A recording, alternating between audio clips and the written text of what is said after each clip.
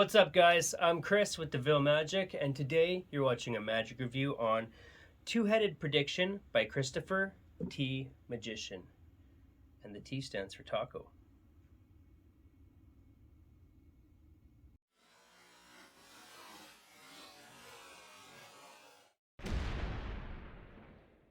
Welcome to the channel and thanks for tuning in.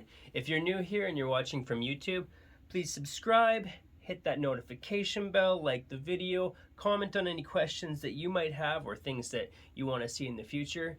Did I mention subscribe and ring that bell? But yeah, subscribe, please. That would help me out a lot. And if you're watching from devillemagic.net, tune in each week for a brand new review.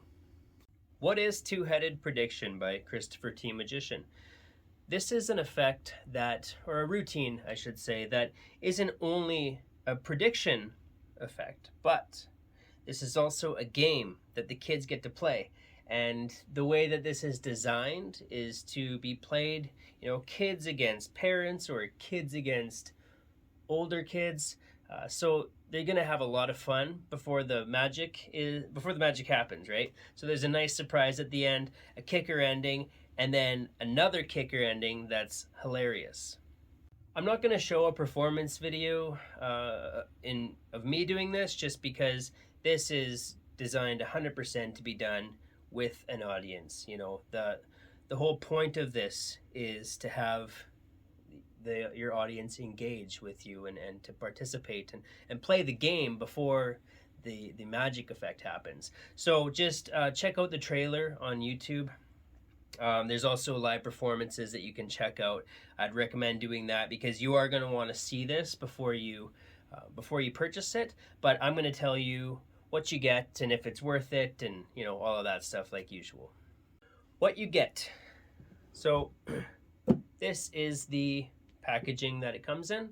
Nice little box. I don't showcase this just because it does tend to say exactly what the trick is.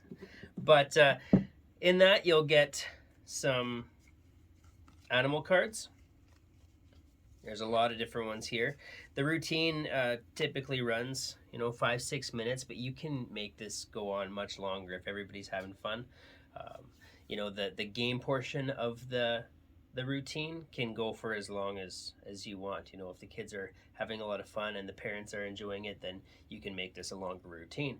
If you want to fit it in, and if you got a long set or you have a lot of other things you want to do, it doesn't have to be 5 minutes, right? But you can kind of decide what you want to do with this. So that's a great thing. But anyway, back to what you get. So you get these cards. They have the nice designs. It's obvious what each animal is, right?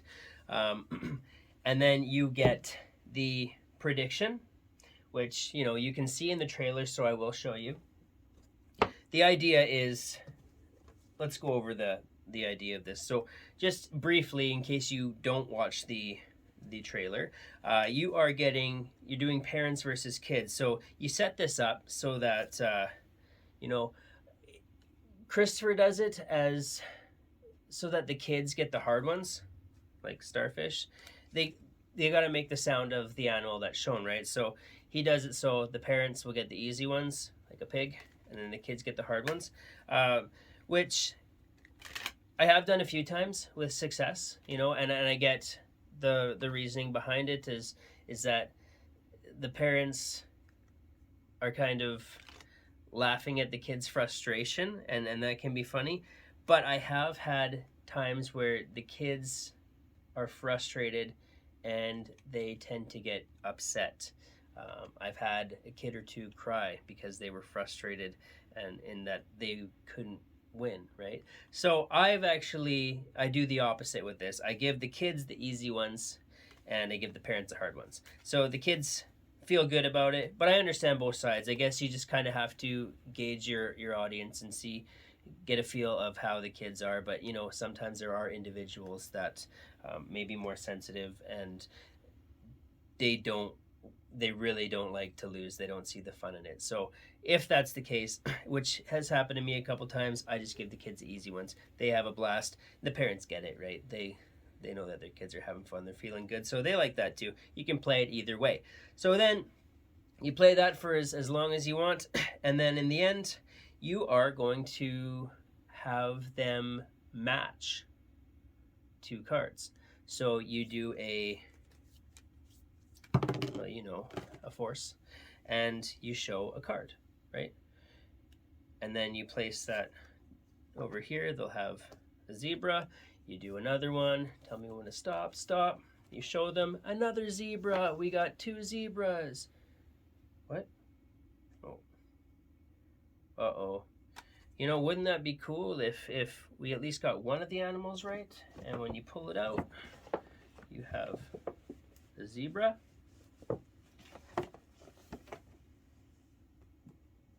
And the giraffe, right? So the prediction is right, and that's the kicker ending. The second ending that's really funny is if the zebra's head is here and the giraffe's head is here, then where's their...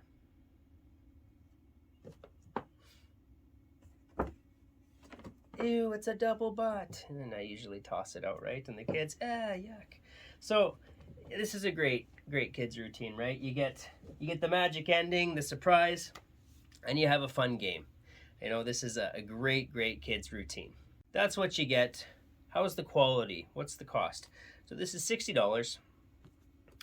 In my opinion, that's not a lot of money for the mileage you're going to get out of this, and the custom props, right? I mean, you're not going to find this prop anywhere else. It's unique to this routine. The quality, the stuffed animal is really well made. You know, I don't think you're going to find better quality in a stuffed animal. And then obviously the double butt, you're not going to find that anywhere else. The cards, you know, they're good quality. It would be comparable to like a board game type card stock. I would recommend, I haven't done it, but I would recommend laminating these, just, you know, in case they get wet or damaged. I've dropped them a couple times, so the corners are kind of bent up, but that doesn't affect the routine. I mean, everything's still very clear, right? So, and it doesn't affect any handling. Everything's really simple. So yeah, the quality is good. Maybe get these laminated if you want to, just to be safe. It's you know, these will last forever unless they get wet, or you know, if you let the kids handle them, they might rip them. So yeah, I'd recommend laminating, but as it stands, you know, they're fine quality. The tutorial is 15 or 16 minutes long. Chris goes over everything that you need to know, some suggestions, things that he does. You know, I mean, the routine overall is very simple, right? So we'll just jump to difficulty. It's really easy to do. There's a number of different card forces. If you know any card magic, then you'll have no problem forcing a card. I use the Hindu force, the Hindu shuffle force, but you know, there's whatever you want to do to force a card. That's all you need to know. That's the only kind of, I wouldn't even really say sleight, but that's really the only magic knowledge, or you know, what you need to learn to do this.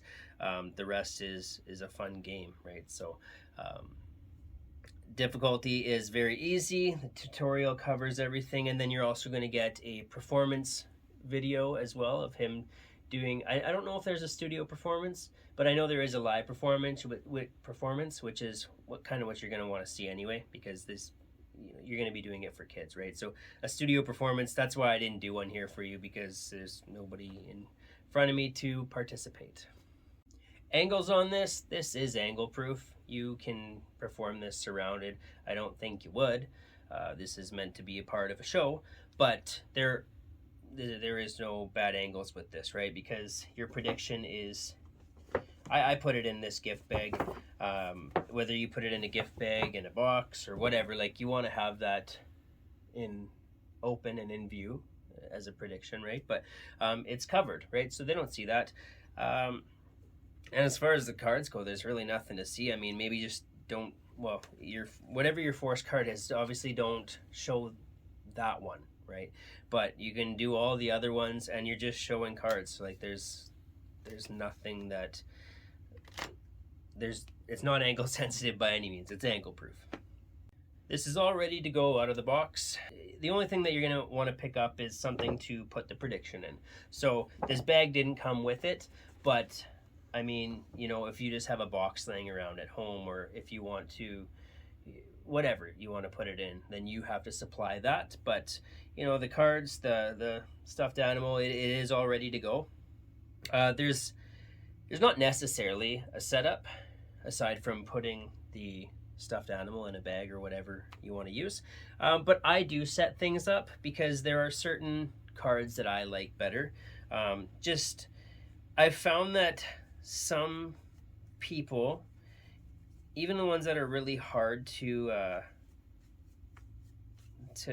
know what they are, like I don't know, like shark. I don't know what sound a shark makes, but I've had people make sounds that are quite plausible. So I don't tend to use the shark, but like a butterfly, right? I use that one a lot. I use the dog as an easy one a lot. So I set this up in a way where I show all the easiest ones for the kids, or however you choose to do it. If the parents are getting the easy ones, I have those that I'm showing from easy, hard, easy, hard, easy, hard, but I have them so that they get the best ones, in my opinion, first, you know, and then the longer that it goes on, at least they really got to do the, I don't know, best ones first. I don't know how to, that's just my preference. So I set it up like that.